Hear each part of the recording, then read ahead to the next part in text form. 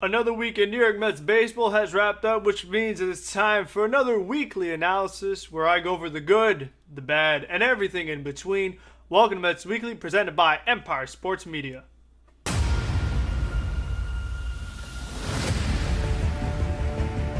3-2, Vader swings and misses, strike three. He struck him out. 5 Met pitchers combined for the second no-hitter in New York Mets history. So this is a bit of a crazy week for the Mets because it started off on a really bad note, but it ended on a good note, so you're kind of stuck in between where you're not really sure how to evaluate it. I think that the beginning of the week was just so bad that it still goes down as an overall disappointing week, even though they did finish strong. So let's start with the beginning of the week, going up a series against the Chicago Cubs. We know the Cubs are not very good. We heard so much going into September about the easy schedule that the Mets are going to have. So the fact that they're going to face all these easy teams should make things pretty easy. Mets will win most of the games, should be in the playoffs, no problem, win the division. Everything is totally fine and dandy. But you know what? As the old saying goes, that is why they play the games, as New York Mets get swept by the Chicago Cubs. And the main reason was just very poor offense and not timely hitting. I mean, that's the thing that really stood out, because it wasn't like the New York Mets were getting completely shut down. I mean, in the first game against the Cubs, they had 8 hits. They had a few walks, so I mean, you have about 11 base runners, and all you're able to score is 2 runs. So that's not going to get the job done, because getting guys on base is one thing, but it seems to the Mets it's a whole nother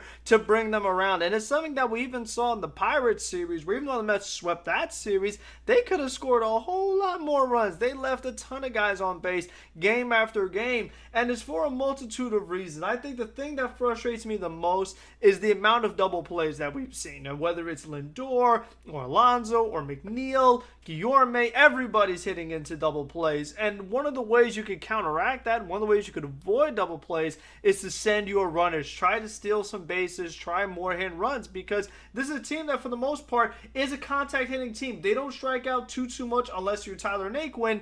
I feel like this is a team that could get away with doing a few more hit and runs. So I think when you have a guy like Brandon Nimmo, who has really good speed, although he is not a good base stealer, I think eventually you got to try it. Lindor's a pretty good base stealer historically. I'd like to see him run more. Jeff McNeil, he's not a slouch on the bases. Eduardo Escobar can move around pretty well. I want to see these guys run. I want to see them cut it loose, especially when they are struggling so much offensively and they had countless opportunities and they weren't able to capitalize. And then obviously the other part that goes into it, I believe, is just the pressing. You know, they know they're in a big September division race. They know the games mean a lot. And it just seems to me that all of a sudden when there's base runners on, then they start struggling and it acts like they didn't know how to hit anymore. I mean, when the bases are empty, everybody's hitting, everybody's getting on base. But it also goes into that whole philosophy where, you know what, as far as all the hits the Mets are getting, you had, of the 8 hits, 1 home run by Lindor, and you had 1 triple from Eduardo Escobar. Other than that, everything was singles, everything was walks. So as I've said before, it is very hard to consistently score runs that way when you're only getting 1 base at a time, because especially if you are not sending runners, I talked earlier about the guys that do have speed. There are some guys on the team that have absolutely 0 speed. Guys like Daniel Vogelbach, Luis Guillorme, the catchers. There are guys that are total station-to-station base runners. So in those situations, you need 3 hits. You need 3 consecutive hits in order just to score a single run. And when Chris Bassett doesn't have his best stuff and gives up 5 runs, it's really hard to get back in the ball game just getting singles and walks. So we'll see how the rest of the season plays out. But I think going into the offseason, that is something the Mets should be looking at. Serious home run power potential, particularly to bat behind Pete Alonso, because that's one of the things we saw this week with the Starling Marte injury. We're seeing different lineups. It feels like just about every other day somebody different is batting behind Pete Alonso. One day it's Vogelbach, one day it's Vientos, one day it's Ruff, one day it's McNeil, one day it's Canna. So I think just trying to get a symbol of consistency behind your most important hitter is something that would be really important for the Mets going forward with their lineup construction. And then the second game was really frustrating is that just the bottom of the lineup really not contributing. Once you got through Alonso, that top 4, they there was nothing going on the offensive side of the ball. Vogelback going hitless, Canada drew a walk, Escobar going hitless, Guillorme one single, McCann not doing anything. So it makes it tough when only your top 4 guys are the only ones contributing. I mean, Lindor, he had a walk. So you had the Mets drawing up some walks, but walks are only going to get you so far when you're giving up a few runs. And how about the Cubs? I mean, what made me so mad in this particular game, the second game, was the sense of urgency from the Chicago Cubs. The way the Cubs were doing suicide squeezes, even with 2 strikes, the way they were sending runners, the way they're having their closer get 5-out saves, the way they're making all these pitching changes. It seemed like the Cubs had so much more of a sense of urgency than the Mets did, despite the fact that the Cubs are the team that are more than 20 games under 500, and the Mets are in the midst of this really tight division race. So that was something that really frustrated me. And yes, the umpires missed some calls, don't get me wrong, particularly that one with Hermosillo, where he was totally out of the baseline, should have been called out, he wasn't.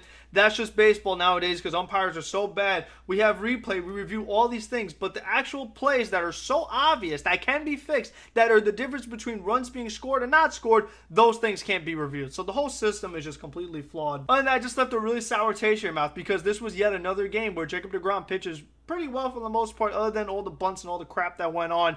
But the offense giving him no help, giving him no run support. A solo home run late in the game doesn't make up for everything that happened before that. So that was definitely a really frustrating loss. And the last game was just an overall stinker, particularly by David Peterson. I mean, here's a guy that is trying to fight for a spot in the rotation. Not so much this year, but I think more so next year. That's the thing that David Peterson has to be battling for, because a fully healthy rotation, David Peterson isn't supposed to be making starts, but that has not been the case for the Mets. Between DeGrom's injuries, Scherzer's injuries, Walker, in and out of starts, Carrasco's injury, David Peterson's had to make plenty of starts. So this was another instance with Max Scherzer being hurt. David Peterson had to make a start, and we know that his one big struggle is throwing strikes. And this was probably as worst as I've seen him as far as not being able to throw strikes. He was only going to get 1 out, gave up 3 walks, 2 hits, 5 runs in total. It was just absolutely abysmal, and it happened so quick. I mean, you look up, and the game is already 6-0, and with the way the Mets offense had been struggling already in this series, you knew the game was over in the first inning. So there wasn't too much that they could do. Again, they got their meaningless home runs late, and they had other opportunities in this game. They had plenty of opportunities, but still, once again, were not able to capitalize, not hitting with runners in scoring position, not hitting with runners on base. And Trevor Williams did a great job cleaning up and keeping the Mets in it. And then, of course, the bullpen looks absolutely amazing when the starting pitcher is absolutely terrible. You got Hunter give you more than any scoreless. Trevor May scores. Alex Claudio, he's pitched really good since being called up. Don't know what took so long. I mean, with all the struggles we've seen in the bullpen, particularly from the lefty side, don't know why it took them so long to call up Alex Claudio. And then Michael Givens pitched well once again. So he is starting to get it going. And now, of course, we think he has COVID. So right now he's on the injured list. So once Michael Givens was finally starting to get it going, he goes on the injured list. So then the Mets had the opportunity to really try to bounce back, going up against a team that's even worse in the Pittsburgh Pirates. So again, games the Mets really should be winning. And the first one, they get the job done, 7-1. This time we finally saw some offense. We saw Nimmo get on base a ton of times. Lindor at the home run, McNeil a couple hits, Alonso a couple hits, Vogelback driving in runs. It was really good to see him get it going. Mark Vientos, his first hit, he drove in a run. So just about everybody was getting involved in the action, and that's what's going to take in order for this New York Mets team to score 7 runs. Because like we said, since they are mostly a single and walks team, it's not just going to be one guy. You're going to need other people to contribute. And the X factor in this one was Daniel Vogelback. And for the entirety of this Pittsburgh Pirates series, Daniel Vogelback was a big contributor. He's someone I want to talk about after we're done recapping the series. On the pitching side, a very strong start from Carrasco, getting the 11 strikeouts over 6 innings, 104 pitches. I personally thought he shouldn't have thrown that many pitches. I think that when you have that kind of lead, you have Carrasco still working his way back from an injury, a guy that is up there in age, and you're late in the season, you already have some injuries in the rotation.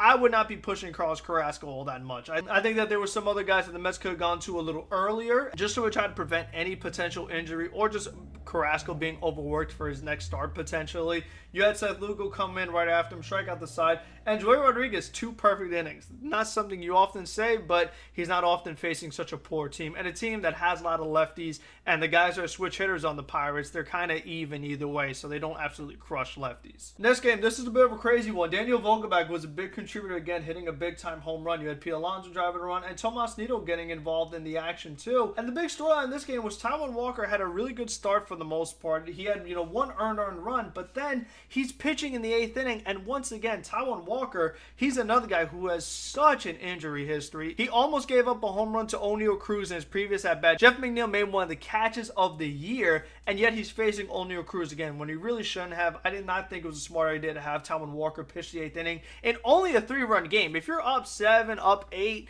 maybe I could kind of understand it, but even then, a guy with that injury history this late in the season, again, with the injuries Ray having in the rotation, not something I personally would be doing, but they ended up doing it. Walker gives up the home run, and then it forced them to use Edwin Diaz for a 5-out save. So that's something you also want to avoid.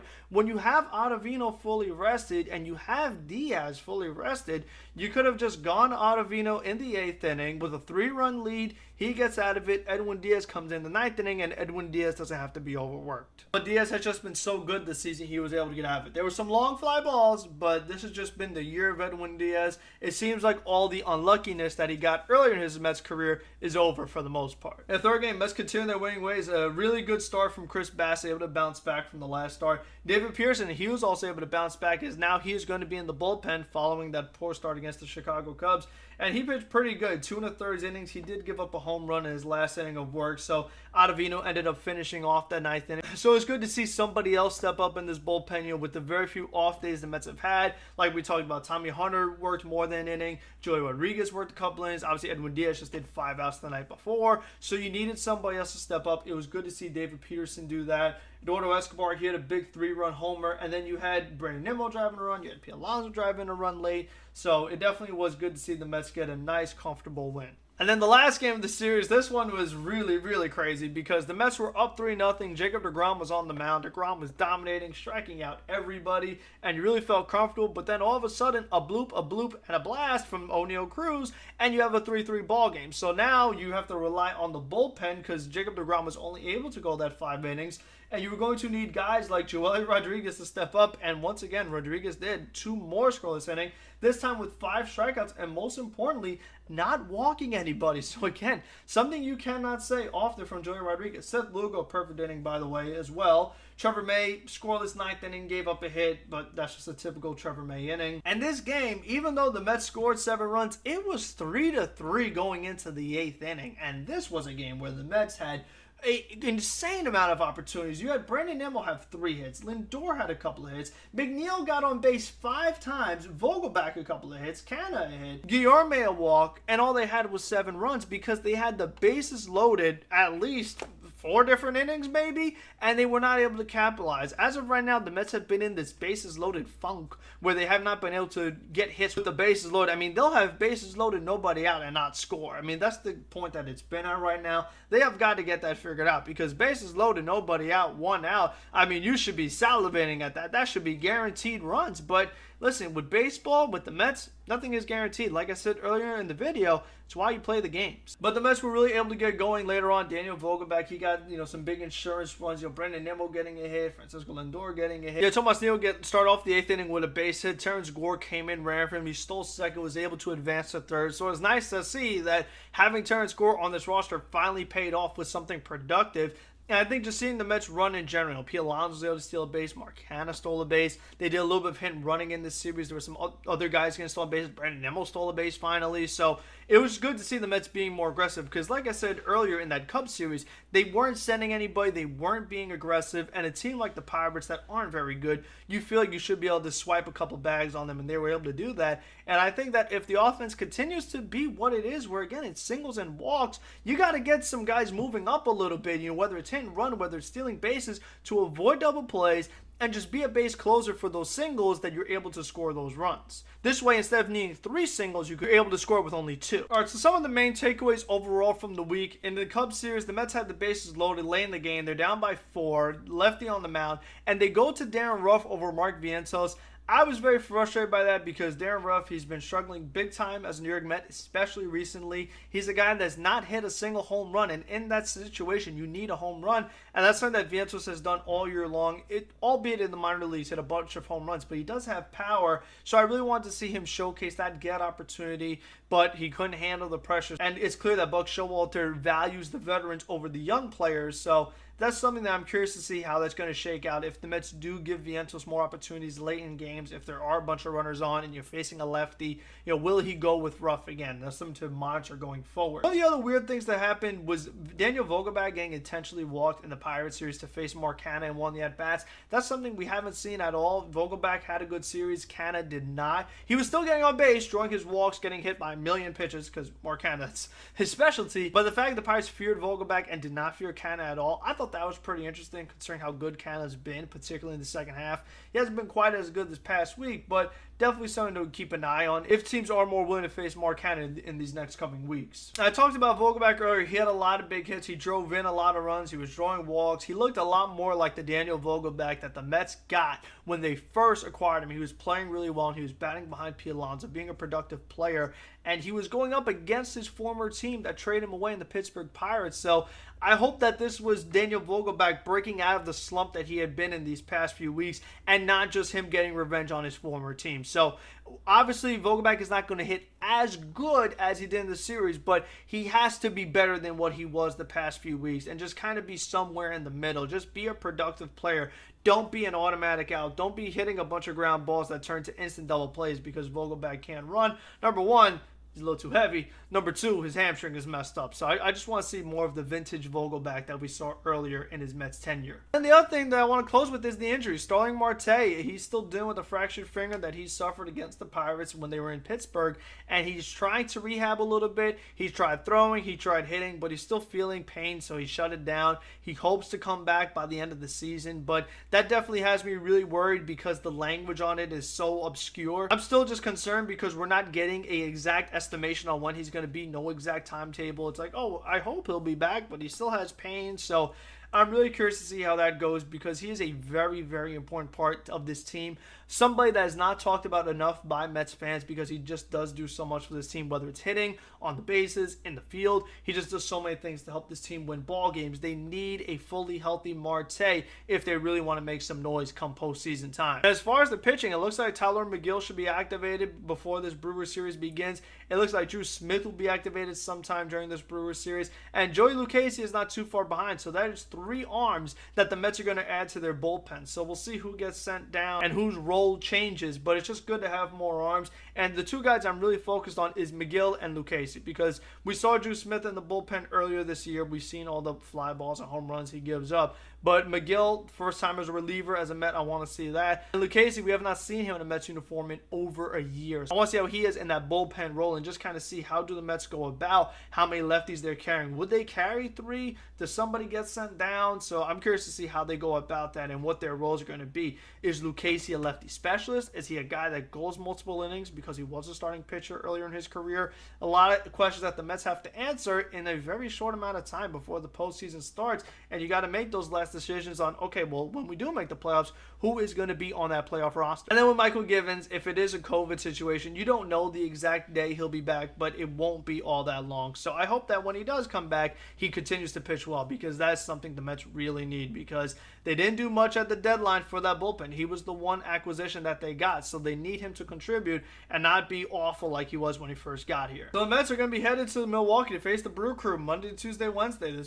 It's been a while since we've seen the Brewers. They're going to be going up against Corbin Burnes in the first game. Max Scherzer is also going to make his return. So that's going to be a great pitching matchup on paper. Luckily for the Mets, in the Brewers' last game of the series against the New York Yankees, the Yankees really wore out the Brewers' bullpen. They used a ton of pitches. A couple guys threw over 30 pitches. So hopefully they can knock out Corbin Burnes early in the game because the Brewers shouldn't have too much in that middle relief underbelly part of the bullpen. And hopefully the Mets can take advantage of that. Do what they did all year. Be grinders. Be guys that really work up pitch counts. Knock out starting pitchers early. That's got to be the blueprint. And then they get the off day on Thursday, a much needed off day, and they get to face the Oakland Athletics, and Oakland is just absolutely brutal. So they should be able to beat them. doesn't necessarily mean they will. That's how baseball works. That's how baseball works. So I really hope that come next week, we're looking at a good week with no sweeps, not leaving a million guys on base, and making me rage. So until the next one, make sure you're locked into this channel all week. Obviously, you have your weekly streams on Thursday. You have that content throughout the course of the week from Carson and Andrew.